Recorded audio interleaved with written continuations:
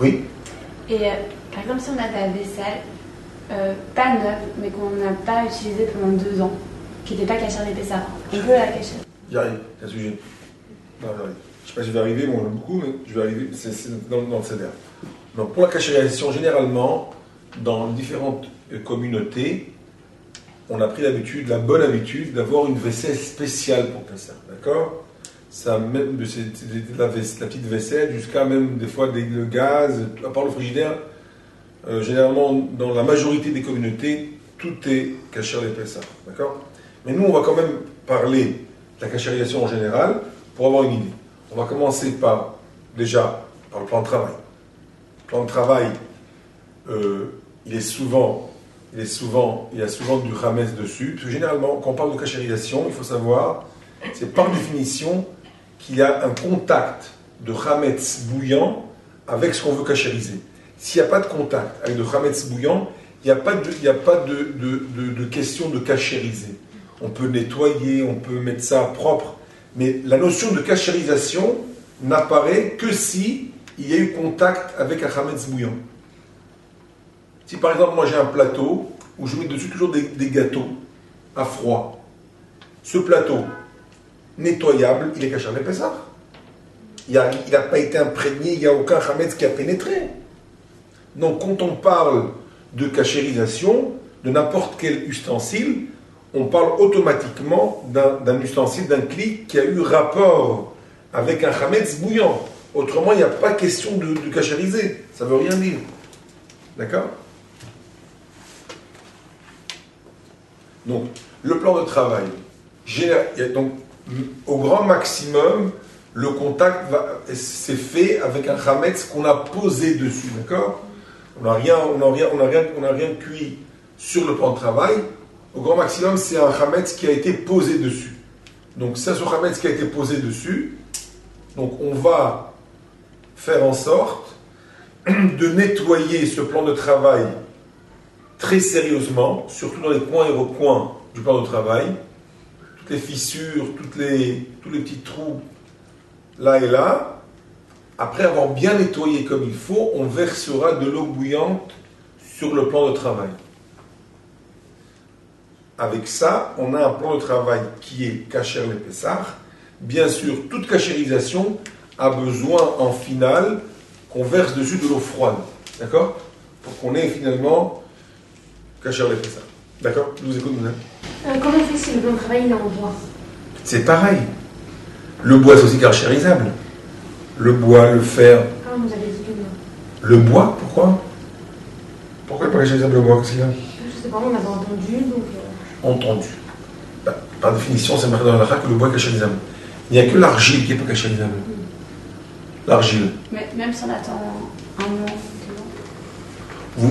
Vous demandez si on ne l'a pas utilisé pendant 1 an, 2 ans, ce plan? Toujours les khatrila, même si dans votre cas, par exemple, vous avez des fois des marmites qui n'ont pas été utilisées pendant 10 ans et qu'on a fait dessus, par exemple, bassar bechala, vous ne choisissez pas kasher. Il y a toujours, par définition, un goût qui est aujourd'hui, qui est pas un bon goût, mais il y a toujours un goût de issour qui est là, et il faut t'en débarrasser. Donc même si le plan de travail, ça fait 1 an ou 2 ans qu'on n'a pas utilisé, mais comme il existe ici du Hametz imprégné, il faut s'en débarrasser. Même si ce Hametz n'a plus beaucoup de sens, mais les khatrila a priori, il faut s'en débarrasser. Donc, après l'avoir nettoyé correctement, on verse dessus de l'eau bouillante. Maintenant, il y en a qui ont l'habitude de mettre dessus du papier alu. D'accord? Alors, ça, c'est une coutume qui est une khumra. C'est vrai, c'est une coutume qui existe, mais qui n'est pas obligatoire.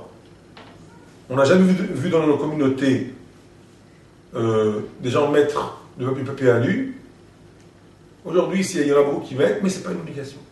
Toujours après ça, il y a beaucoup de khumrot, c'est beau, mais quand on veut savoir la halakha, ce n'est pas ilchatique, ce n'est pas obligatoire.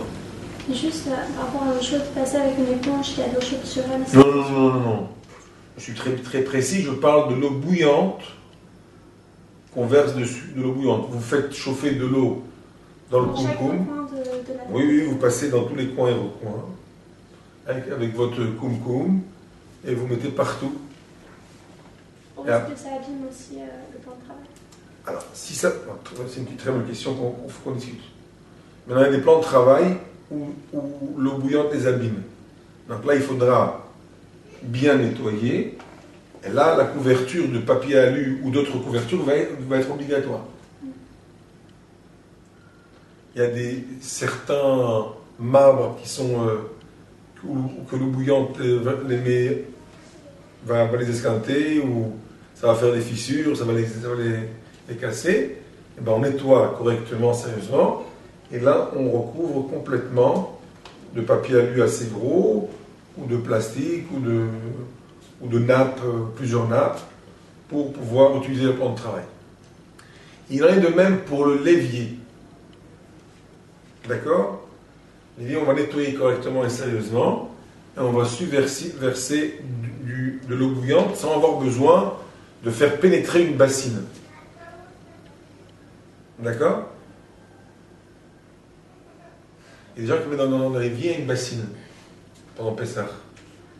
Ils ne veulent pas que les aliments en contact avec le l'évier, donc ils vont mettre une bassine. Il n'y a pas d'obligation de mettre une bassine. Donc on va nettoyer correctement et on va verser encore une fois de l'eau bouillante partout. Et avec ça, on va cachériser notre évier.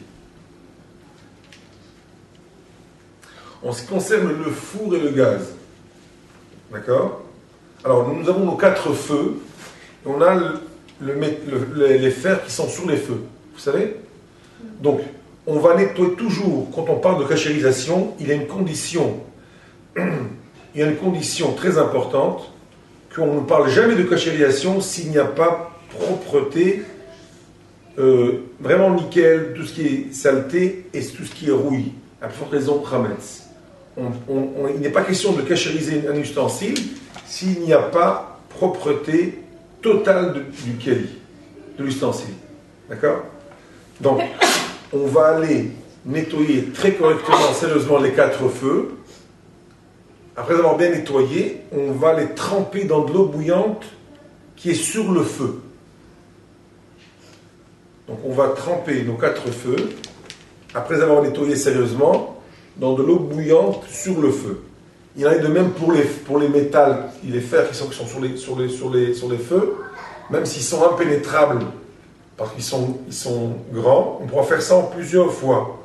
On fera rentrer une première partie, puis une deuxième partie. Le métal, il est grand d'un demi-mètre. On a une marmite qui fait à peine 30 cm ou 40. On fera pénétrer une première partie, puis une deuxième partie. Oui, je n'ai pas compris avec les feux. Vous avez 4 feux dans le gaz, ouais? Oui. Donc on va prendre les feux, les 4 feux, et on va les nettoyer. Ah, c'est une plaque comme ça. Ah, ok, d'accord. On va les nettoyer. Après avoir nettoyé, on va les faire pénétrer dans de l'eau bouillante. Et après tout ça, il faudra verser de l'eau froide sur les métals et sur les feux. À part ça, le plan, la surface autour des feux, elle va être bien nettoyée correctement, surtout s'il y a des fissures ou des coins, et on va reverser dessus de l'eau bouillante pour la rendre cachère, cette surface. Et la marmite qui contient l'eau bouillante, elle doit être quoi? La marmite qui contient l'eau bouillante. Et bien, de toute manière, nous, on va gagner toujours quelque chose, c'est qu'on va cachériser les 4 feux, on va cachériser les métals, les fers sur les feux. On va faire en sorte de ne pas cuire dans les 24 heures. Comme ça, tout va être notentam mifgan. Mais je veux dire par là qu'il n'y a aucun problème. Même si on a cuisiné dans les 24 heures, il n'y a pas de problème. Ça ne va pas rendre pas cachère la marmite. Ici, il y a des plaques comme ça. C'est comme avec gaz, mais c'est juste des plaques. C'est tout lisse. Si c'est le verre, par définition, n'a pas besoin d'être cachérisable. Le verre, on a besoin qu'il soit propre. Propre, ça suffit. Maximum, on versera dessus de l'eau bouillante. Il n'y a pas besoin de cachériser du verre. D'accord? Dans la vaisselle, on dit même que la coutume, c'est prendre du neuf. Alors, si on a besoin de vaisselle, on va avoir beaucoup de monde pour Pessah, après les avoir nettoyés sérieusement, ça suffira de verser de l'eau bouillante sur cette vaisselle. D'accord? Maintenant, ce qui est important à savoir, que cachérisation toujours dépendra de la manière dont cet ustensile a été imprégné du chametz. Par exemple, une marmite où je fais la dafina de Shabbat. D'accord? Donc le blé a cuit dans la marmite. Donc le blé a pénétré, le chametz a pénétré la marmite par le feu. Donc c'est le degré le plus important, le plus haut.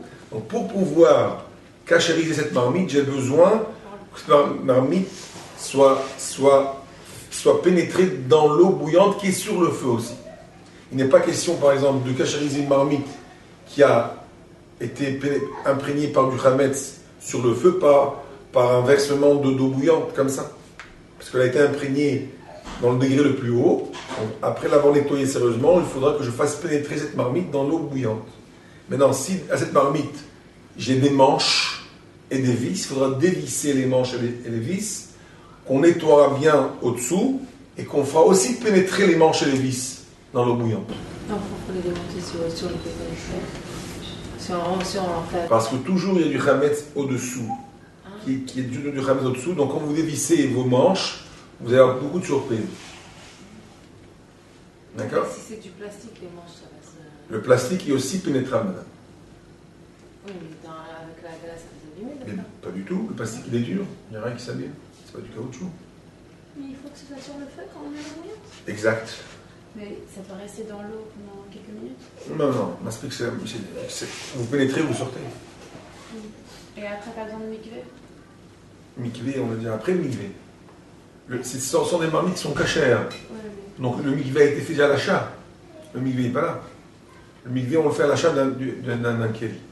Alors contrairement au plateau, vous savez, je sers ma dafina à table, pas la marmite. Je prends la dafina, je verse dans le plateau, et j'amène le plateau à table. Ce plateau, il y a eu contact avec Hametz. Mais comment? J'ai pris avec ma louche du Hametz que j'ai mis dans mon plateau. Donc, ce plateau, il n'y a jamais eu du Hametz qui a été cuit là-dedans. On a simplement, au grand maximum, versé du Hametz vers le plateau. Donc, pour ce plateau, il nous suffira, après nettoyage correct, on va verser dessus de l'eau bouillante et on va avoir un plateau caché avec ça. D'accord? Et chaque année, on peut faire ça? À chaque fois, remettre, refaire, remettre. Vous parlez de quoi? De cachériser? Ouais, genre, J'ai des dit plateaux, que la coutume de toute la communauté, c'est de prendre des kelim cachés à l'épaisseur. Non, mais par exemple, un plateau, des petits trucs. Ben voilà, des fois, très souvent, des plateaux qu'on a besoin, qu'on passe en passé, on les cachérise comme ça. On peut refaire chaque année comme ça, il n'y a pas de... Jusqu'à 120 ans. Mais j'ai pas compris comment on fait avec une casserole, qu'il faut la mettre sur le feu et en même temps verser l'eau bouillante dessus. Enfin, j'arrive pas à... Vous prenez une grande casserole, vous faites bouillir de l'eau, donc l'eau va bouillir. Prenez votre marmite, vous la faites rentrer, comme ça, et comme ça. Ah, et en dessous le feu. Comme ça. Donc elle va tout être pénétrée sous l'eau, et avec ça, elle va être cachée en épaisse. Donc s'il y a des manches, on va les dévisser, on va nettoyer bien autour, et on va aussi faire pénétrer les manches et les vis. Et la marmite qui la contient, elle est sur le feu. Oui. Ah, d'accord, ok, d'accord, merci. Le lave-vaisselle. La vaisselle. Il y a plein de tramés dans la vaisselle. Donc d'abord, la vaisselle, c'est un nettoyage très correct, très sérieux. Il faut vraiment pénétrer dans la vaisselle. Ma vache pénétrer. Il faut d'abord beaucoup nettoyer parce que c'est surtout un travail de nettoyage de la vaisselle. Donc après avoir bien nettoyé comme il faut, on le mettra en marche à haute température avec beaucoup de produits et on aura un lave-vaisselle caché à l'épaisseur pour Pessah. D'accord? Même la galotte, là, mais... La galotte a problème. Pour le four, par exemple, on a dit tout à l'heure, on n'a pas parlé de cachériser le four. Le four, les plateaux sont incachérisables. Parce que le fait que le chametz a pénétré sans jus, sans eau, sec, le chametz est Impossible de sortir. Merci. On ne pourra pas sortir ce chametz seulement avec un chalumeau. D'accord? Parce qu'il n'y a pas de jus, il n'y a pas d'eau. Donc, comme on ne va pas utiliser un chalumeau pour sortir le chametz des plateaux du four, il faudra changer changer les plateaux, bien que l'intérieur du four est cachérisable. On va nettoyer comme il faut là aussi. Il faudra pénétrer le four pour bien nettoyer. Après avoir bien nettoyé, on l'allumera pendant 1 heure à la plus haute température. Et on pourra l'utiliser pour Pessah qu'après 24 heures, après cette heure-là qu'on a fait chauffer à haute température. D'accord? Et la grille aussi du four? Les plateaux comme la grille aussi? La grille, c'est sur lequel on pose des plats. La grille, si vous n'avez pas mis dessus des pitotes ou du pain, tout ça, que vous posez que la... Pas de problème. Le micro-ondes. Le micro-ondes, la réponse est il vaut mieux pas le cachériser. Au courant. D'accord? Si ce n'est que vous avez eu l'intelligence et la possibilité surtout de chauffer tous vos aliments dans des tupperwares comme ça, chose qui est très difficile quand on a des enfants, très difficile. Donc, le micro-ondes, on donne congé pendant 7 jours. Congé. Moi, toutes les années, je dois cacher. Mais vous chauffez comment tous les ans? Toute l'année? Tupperware? Non. Oui, dans des tupperwares. Toujours tupperware? Très bien. Mais des fois, j'ai utilisé aussi je fais chauffer le pain sans tupperware. Il vaut mieux pas dans ce cas-là. Il y avait le truc de l'eau chaude, vous avez dit on met en cause d'eau chaude et ça fait des humidités. Il vaut mieux pas. Vaut mieux pas. Vaut mieux pas. On a dit pour que la cachérisation soit bonne, il faudra toujours verser de l'eau froide après avoir versé de l'eau bouillante. La finale de la cachérisation, c'est qu'il faut verser de l'eau froide dessus par la suite. D'accord? Et bien, à la semaine prochaine.